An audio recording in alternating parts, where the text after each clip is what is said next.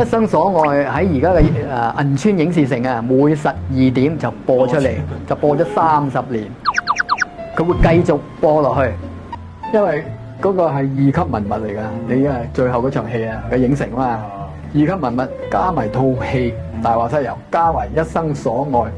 舊時我去呢個影視城咧係2個紙牌，一個周星馳，一個朱茵。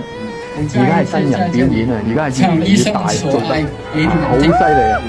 喂，全世界冇一隻歌係每日播你喎，你揾邊個有一隻歌係日日播啊？冇可能啦！一生所愛就係呢隻歌，即係我可以擁有一隻咁嘅歌，真係勁到不得了。咁我擁有呢隻歌係非常之幸運。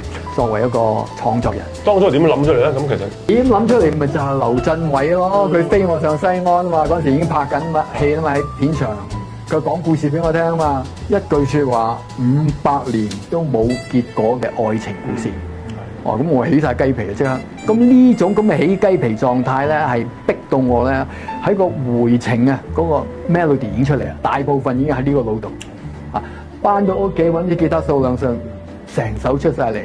跟住我講500年都冇結果嘅愛情故事俾我老婆聽，太太唐書心，佢就2日到作咗一生所愛嘅經典出嚟啊！一生所愛真係奇蹟嚟嘅。娛樂啪啪走，下集更精彩。